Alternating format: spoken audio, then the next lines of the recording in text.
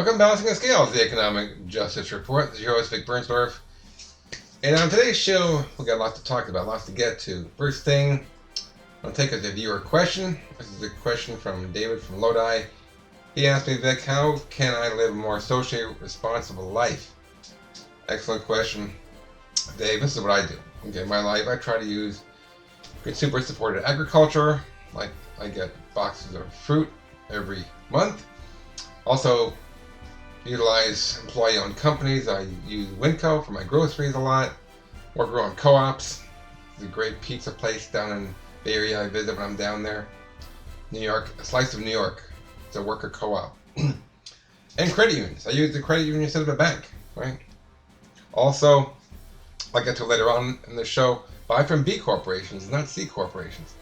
C corporations are only care, like your question applies, only care about the money, only care about the profits, and could care less about the environment, the community that they're based in, their employees, and so forth and so on. Not all of them, but a lot of them, okay? So, hope that answers the question. Political commentary today is whatever happened to civic education. Okay, so the government really doesn't want us to make sound decisions, folks. They don't really want us to drill down and think things through, right? And it was that kind of realization that Ronald Reagan had back in the 80s when he said, you know what, I don't think we really want to educate the public. It's really, they'll start demanding things for us we don't want to give them. So he got rid of making civic education a requirement, I think, in community colleges. And now I think it's in all colleges. Check it out. But yeah, that's what started Ronald Reagan to not make civic education important, okay? Can you imagine, folks, how the government would behave if we realized that we hold the power, right, and the people in government are our servants? They'd freak out. Totally freak out. And that's kind of the reason that I think Reagan did that.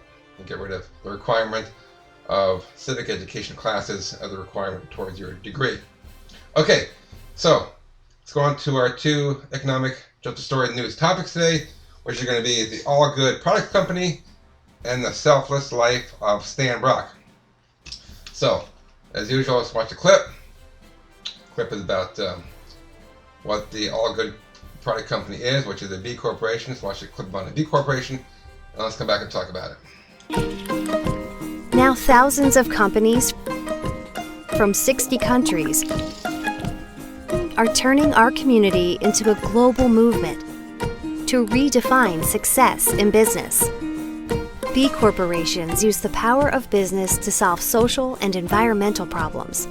Our largest certified B Corp works to inspire a healthier world through food. A food service company that serves over 1 million meals to low-income public school students every week. B Corp is a certification that helps consumers identify these change makers, and investors make money and make a difference. As a community, we are passing laws around the world, creating a new kind of company that serves society and shareholders. We are leading a global movement of people using business as a force for good. Okay, hope you found that interesting. If you want more information, just go to allgoodproducts.com for more information about the segment I'm going to cover right now. But let me start with an overview of the All Goods Product Company. All Good is a privately owned, California-based company, certified B Corporation located in Morro Bay, that makes organic and botanical body care products. Now, B Corporation placed All Good as best for the world in 2018, ranking on 3 areas. Overall, for the environment and governance.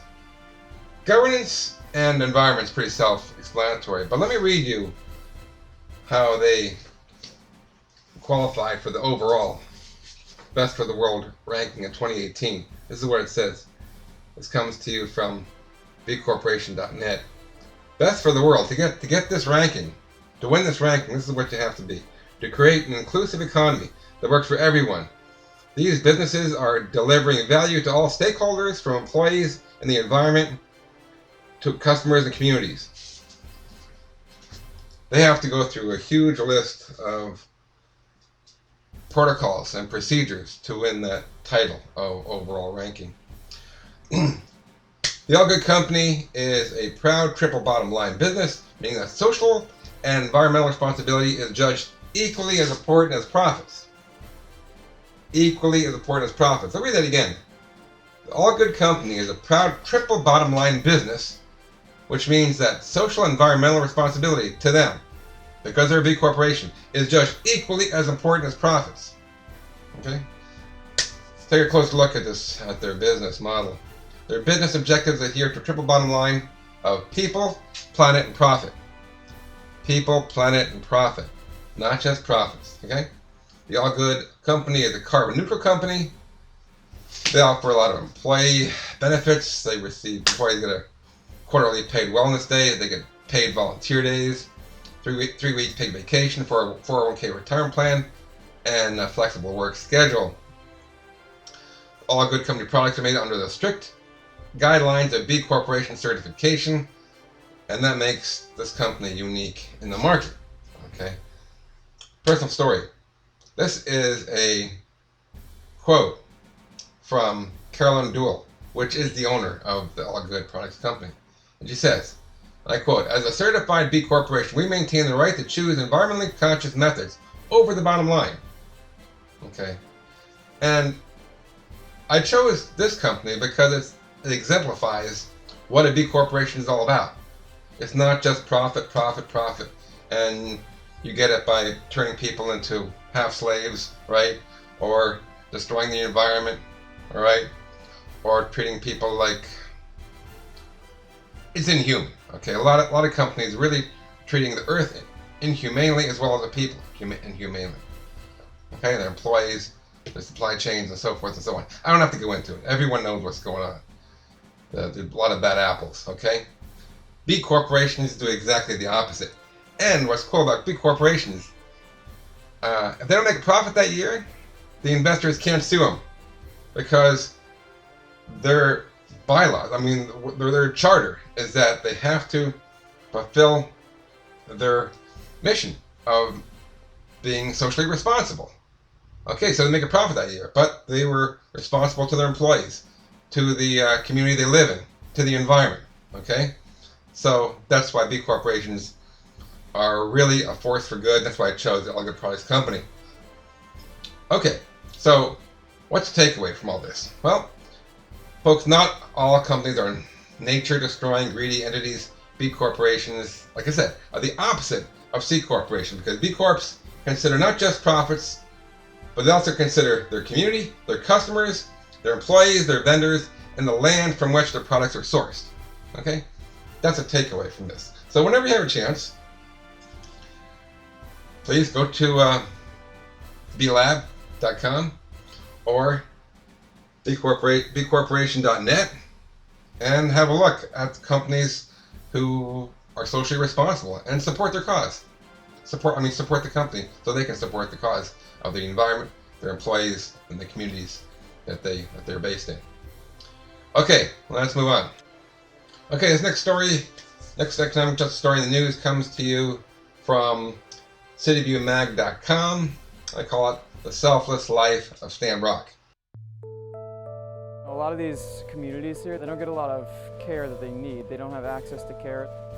There's so many people out there without insurance that can't afford them, and they need help. There's a lot of people that's suffering because they can't afford to go to a doctor because they can't afford the insurance. Without this sort of an event, they wouldn't get the help. You can't put a price tag on what we're doing in these clinics and the care we're giving and the impact it has on people's lives. Motor Medical is it's a nonprofit. We travel around and we set up mobile medical clinics. We do these around the country from coast to coast, and we provide all the services at free of cost to the patients that are coming through the doors. Originally, of course, remote area medical was organized for the purpose of going to third world countries. These clinics are designed for locals to come through the community. They're able to receive medical, dental, or vision care. Even though many of them are working, many of them have health insurance, That's an area that's not covered by insurance for many, many policies. This is wonderful. I mean, to have something like this to provide the health care that people need to prevent tooth loss, to prevent breast cancer. Free health care, totally free, no questions asked. It's really going to change their lives, and it's going to change their lives in a good way for a long time.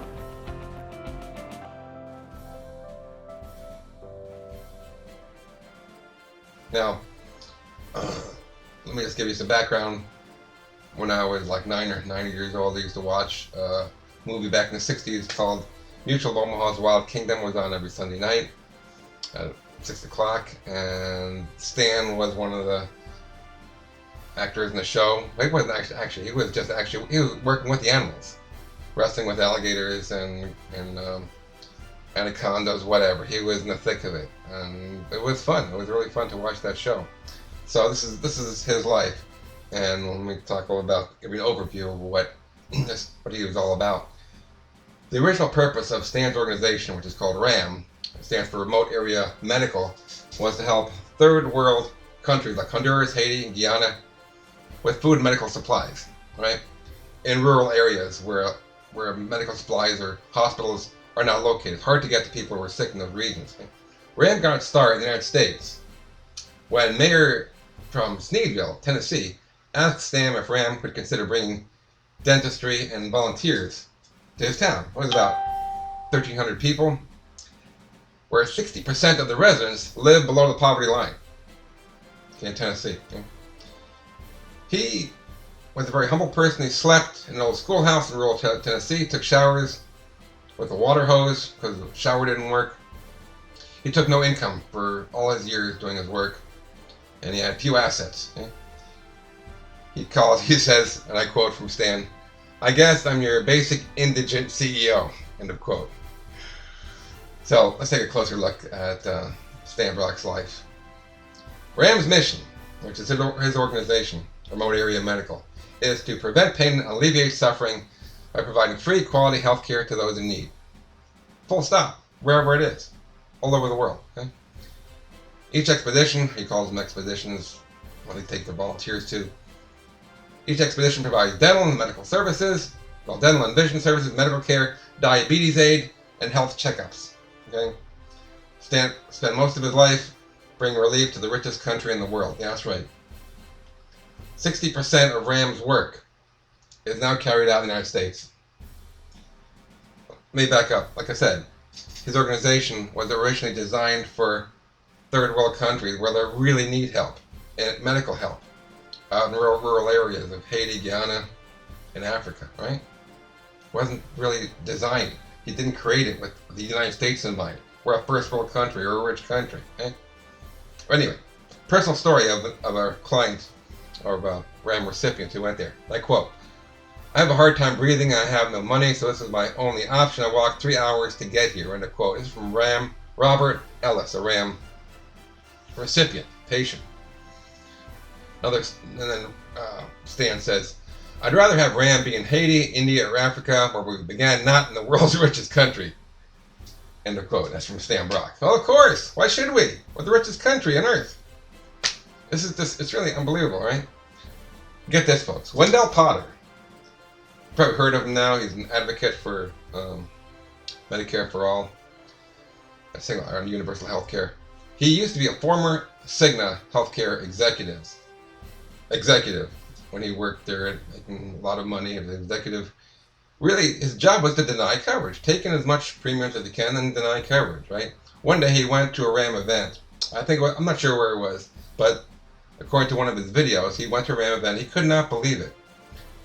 People in tents, out in the cold, out in the rain, for days on end, in wheelchairs, blocks long, right? Long line of people waiting in the rain with numbers. Really, really bad shape. And he just turned white, almost, he said. His hair almost turned white. And it changed his life. He became an advocate for a Medicare for all system, okay, for universal health care. And you can check out his story at, I think it's tarbell.org, I believe. Check out Tarbell, do a search on Tarbell and Wendell Potter, and you'll come up and see his story. So what's the takeaway from all this? The takeaway is that Americans need to be rescued by a medical charity designed for third world countries. It's a national disgrace. Okay. Stan's selfless life. Stan Brock's selfless life was one of love for humanity and respect for nature. A behavior completely opposite of America's corporate and conservative obsession with greed. That's a takeaway. This is a man with totally selfless needs. So much good for the world. But to do that here in the richest country, to provide free medical services, charity services to people who really, really are hurting in the richest country on earth, is really a disgrace. It's quite mind-blowing, isn't it? I mean, the amount of services they provide, healthcare, medical services they provide to the poorest of the poor people who would be in a world of hurt if they didn't get this kind of care, is really remarkable. Let me quote now of the scale of what they do in those 3 days. This article comes from ABCNews.com. It's called "Mobile Free Clinic Brings Healthcare to U.S. Most Underserved Communities." And I quote from that article: "Over the course of 3 days in Wise, RAM helped 1,200 dental patients, pulled 4,000 teeth, grinded lenses for 900 pairs of glasses, and in total provided more than $2 million worth of health care, all free of charge." End of quote. I mean, look, it's important work they do. But the fact is, we're the richest country on earth. Why do we need charity? Why can't the government have us all pay a little more in taxes, and then everyone's covered like all the other industrialized countries on earth? Okay? Why do these people have to suffer? Why would they have had to suffer if RAM wasn't there? Okay? Well, that's it for today, folks. Thanks for listening. Hope you learned something from what I presented today. And always remember, you deserve the government you vote for. Have a great day.